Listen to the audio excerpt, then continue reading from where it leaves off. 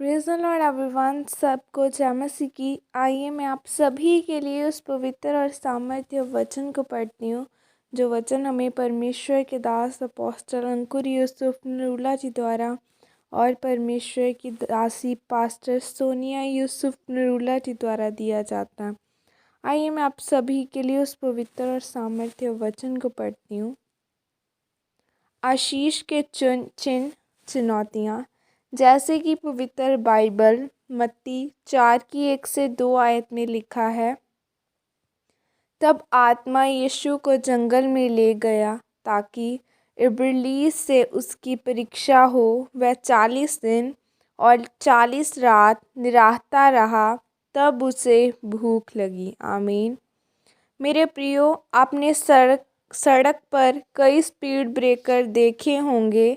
अगर रास्ते में कोई स्कूल या किसी का घर आता है तो वहाँ पर स्पीड ब्रेकर बना होता है ताकि गाड़ी वाला स्पीड से न आए और कोई दुर्घटना न हो। उसी तरह आपके आत्मिक जीवन में भी स्पीड ब्रेकर आते हैं ताकि आप अपनी आत्मिक ज़िंदगी में दुर्घटनाग्रस्त न हो। अगर आपकी ज़िंदगी में कोई रुकावट आए तो कभी भी निराश न हो, क्योंकि वह आपको रोकने के लिए नहीं है, बल्कि परमेश्वर आपको किसी बुरी दुर्घटना से बचाकर सुरक्षित रखना चाहते हैं। आज पौलुस की जितनी भी पत्रियाँ आप पढ़ते हैं, उसमें से ज़्यादातर पत्रियाँ पौलुस ने तब लिखी थी जब वह जेल में था। बाइबल बताती है कि पौलुस सुसमाचार सुनाने में और कलीसियाओं को बनाने में बहुत ही ज़्यादा व्यस्त था।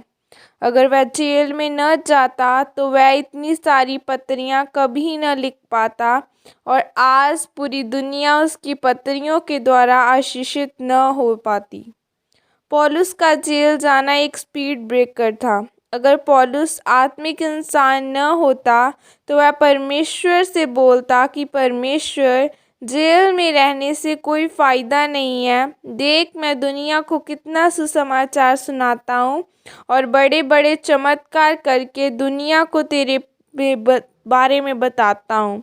लेकिन परमेश्वर जानते थे कि अभी पौलुस चाहे जितना मर्जी सुसमाचार सुना ले, लेकिन जेल में इनके द्वारा लिखी हुई पत्रियों से पूरी दुनिया आशीष पाएगी।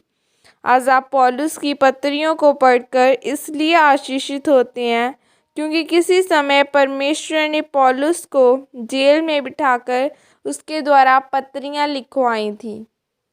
अगर आपके आत्मिक जीवन में कभी स्पीड ब्रेकर आए तो घबराना मत, क्योंकि